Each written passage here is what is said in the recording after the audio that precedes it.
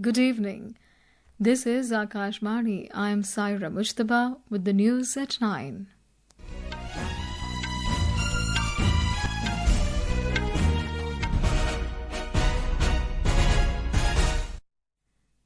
The headlines. Election campaigning gains momentum for Bihar Assembly polls. Tomorrow, last day for withdrawal of nominations for second and final phase. Centre notifies a key amendment to Vegetable Oil Products Production and Availability Regulation Order 2011 aims to bring regulation and transparency across edible oil sector. NHRC seeks detailed reports from Kerala, Manipur and Tripura in the matter of reported attacks on journalists at different places.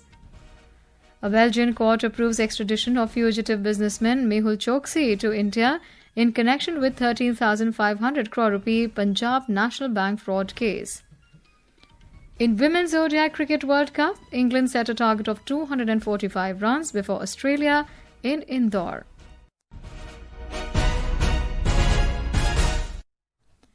And now the news in detail.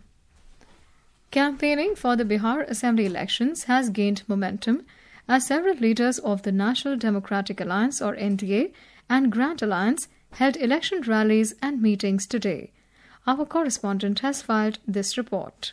Janata Dal United National President and Chief Minister Nitish Kumar addressed public meetings in Kataya, Raghunathpur and Barharia in Gopalganj and Siwan districts. Addressing a rally in Kataya and Gopalganj, the Janata Dal United chief said that if the NDA returns to power, the dream of making Bihar a developed state will be fulfilled. Meanwhile, BJP senior leader and Deputy Chief Minister Samrat Chaudhary, while addressing a rally in Gayaji, said that the formation of a double-engine government of the NDA at both the centre and the state would pave the way for further development of Bihar.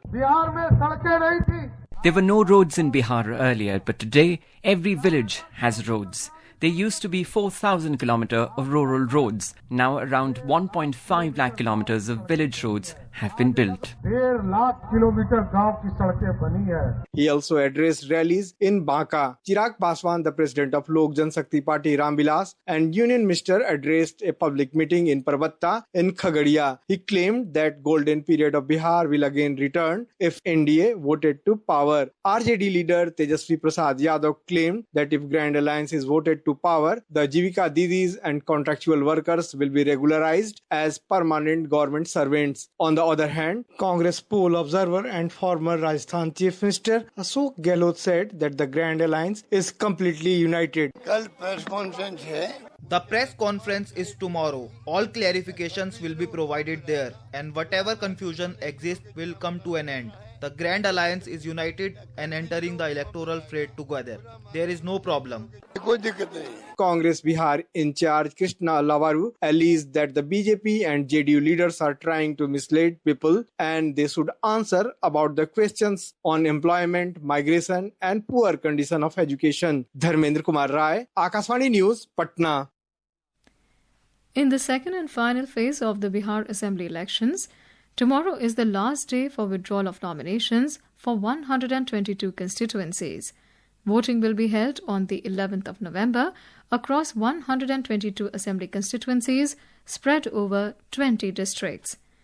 Meanwhile, in the Mohania reserved constituency of Kaimur district, the nomination papers of Rashtriya Janata Dal or RJD candidate Shweta Suman were cancelled today after her scheduled caste certificate was found invalid. In the Valmiki Nagar Assembly constituency of West Champaran district, the nomination papers of Drik Narayan Prasad, the Jan Suraj party candidate, were also cancelled as he failed to resign from his government teacher post before filing his nomination. Voting will be held in both these constituencies in the second phase. The Ministry of Consumer Affairs, Food and Public Distribution has notified a key amendment to the Vegetable Oil Products Production and Availability Regulation Order 2011 or VOPPA order. The ministry in a statement said that the amended VOPPA order 2025 aims to bring greater regulatory oversight and transparency across the edible oil sector in India. As per the amended orders, it is now mandatory for all edible oil manufacturers, processors, blenders and other stakeholders to register and submit monthly production and stock returns through the designated online portal. According to the Consumer Affairs Ministry, the regulatory enhancement is a crucial step in ensuring accurate data collection, real-time monitoring and improved policy intervention in the edible oil sector. It underlined that the non-compliance with the amended order will be treated as violation and unit failing to register or submit their returns will face penal action. The department is also planning to initiate inspection drives and field verification of non-compliant units. These checks are intended to reinforce the seriousness of compliance and maintain the integrity of the national data ecosystem for edible oil sector. With Anand Kumar Rohan for Akashvani News, Delhi. The Ministry of Electronics and Information Technology has notified the Information Technology Intermediary Guidelines and Digital Media Ethics Code Amendment Rules 2025 to amend the Information Technology Intermediary Guidelines and Digital Media Ethics Codes Rules IT Rules 2021. These amendments strengthen the framework of due diligence obligations of intermediaries under the Information Technology Act 2000.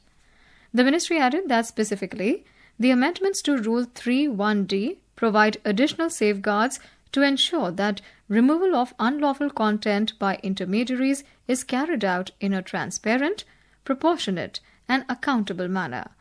Under this rule, intermediaries are required to remove unlawful information upon receiving actual knowledge, either through a court order or notification from the appropriate government. According to the Ministry, the amended rules will come into effect from the 1st of next month. The National Human Rights Commission NHRC India has issued a notice to the Chief Secretary of Kerala, Manipur and Tripura in the matter of reported attacks on journalists at different places, calling for detailed reports on the matter within 2 weeks.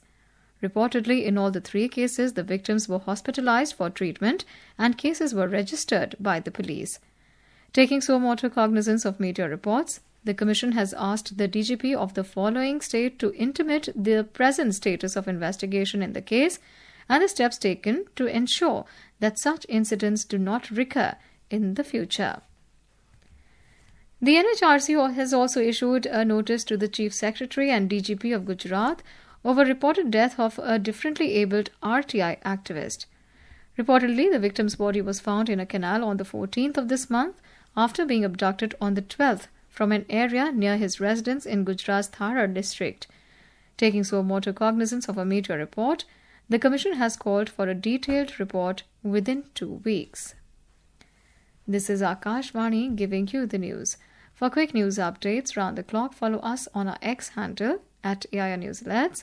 And for details of these stories and more, log on to our website www.newsonair.gov.in and download the News on AIR app. Welcome back. You're listening to News at 9.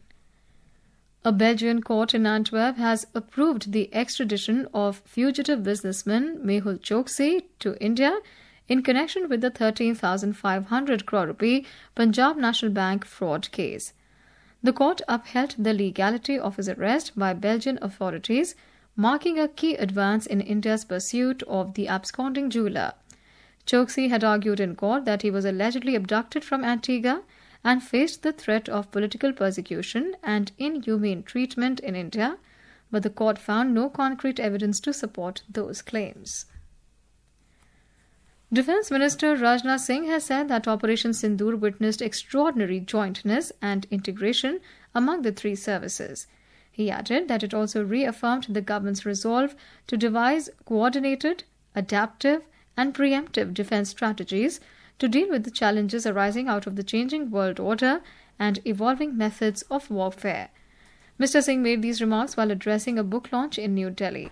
This book is titled Civil-Military Fusion as a Metric of National Power and Comprehensive Security, written by Lieutenant General Raj Shukla, retired.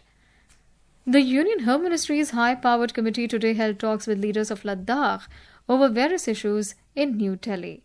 This was the first formal dialogue on key issues since violence hit the Union Territory last month. A dialogue mechanism has been established with the apex body Leh and Kargil Democratic Alliance through the Home Ministry's high-powered Committee on Ladakh. Speaking to media after the meeting, member of Kargil Democratic Alliance Sajjad Hussain Kargili said, "Their demand for the past 6 years has been democracy in Ladakh, and a solution for this is statehood." He said this issue cannot be resolved in 1 or 2 meetings and the process is ongoing. The GST Bachat Utsav kicked off on the 22nd of September as the Narendra Modi government slashed GST rates in many sectors, benefiting citizens across the country. Today, our correspondent brings a report on how the new GST rates in healthcare sector are helping citizens. In order to provide major relief to the common man, the government has made significant tax reduction in the healthcare sector. Under the next generation GST reforms, the government has waived off taxes on 36 life-saving drugs used for the treatment of cancer and severe chronic diseases. This move has lowered the cost for policyholders and encouraged wider insurance coverage across the country. Similarly, under GST 2.0, essential medicines and medical equipments like gauze, bandages, diagnostic kits, glucometer and thermometer have been reduced from 12% to 5%. Along with this, the taxes on health and life insurance premium, which previously attracted 18% GST, have also been made tax-free. This rationalization in healthcare sector has brought down treatment costs for patients and is benefiting people from the middle class and lower middle class families. Talking to the media, Kamal Gurung, a consumer, has said that the medicines have become more affordable after GST reforms and has helped people to save on medical expenses. We are benefiting from the GST reforms. Medicines have become more affordable now, helping people save on medical expenses. These significant tax reduction under the new GST is strengthening the healthcare system across the nation by lowering the cost of medical services for the people. With Arzu Rohan for Akashvani News, Delhi. Indian Railways will run 1,500 special trains over the next 5 days to cater to Chhath festival rush, with an average of 300 special trains per day. These trains will be operated in addition to the regular train services. The Ministry of Railways in a statement said that for the upcoming Chhath Puja and ongoing Diwali season this year, Indian Railways is running a robust special train schedule to manage the festive travel rush. The India Meteorological Department (IMD) has issued a red color warning for heavy to very heavy rainfall over Andhra Pradesh, North Tamil Nadu, South Interior Karnataka and Kerala for tomorrow. The IMD predicted heavy rainfall is very likely at isolated places over Andaman and Nicobar Islands, Kerala, Mahi, Konkan, Goa, Madhya Maharashtra, South Karnataka, Tamil Nadu, Puducherry and Karaikal for the next 2 days.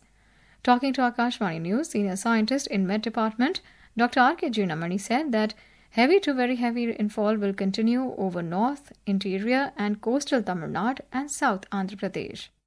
Heavy to very heavy rainfall likely to continue over North, Interior and Coastal Tamil Nadu and South Andhra Pradesh, part of Rayalaseema also, and heavy rainfall over Kerala and Telangana. So we have given mainly the red color warning for district in South Andhra Pradesh and extreme North Tamil Nadu, and also orange color warning for South Interior Karnataka district and Kerala. Meanwhile, a low-pressure area over southwest Bay of Bengal off the Tamil Nadu coast moved further northwestwards and lay over the same region. On to sports now. In Women's ODI Cricket World Cup, chasing a target of 245 runs set by England, Australia were 210 for 4 in 37.2 overs in Indore when reports last came in. And now, before we end the bulletin, the headlines once again. Election campaigning gains momentum for Bihar Assembly polls. Tomorrow is the last day for withdrawal of nominations for second and final phase. Centre notifies key amendment to Vegetable Oil Products Production and Availability Regulation Order 2011 aims to bring regulation and transparency across edible oil sector. NHRC seeks detailed reports from Kerala, Manipur and Tripura in the matter of reported attacks on journalists at different places. A Belgian court approves extradition of fugitive businessman Mehul Choksi to India in connection with 13,500 crore rupee Punjab National Bank fraud case. And in Women's ODI Cricket World Cup, England set a target of 245 runs before Australia in Indore. That's all in the news at 9. Good night.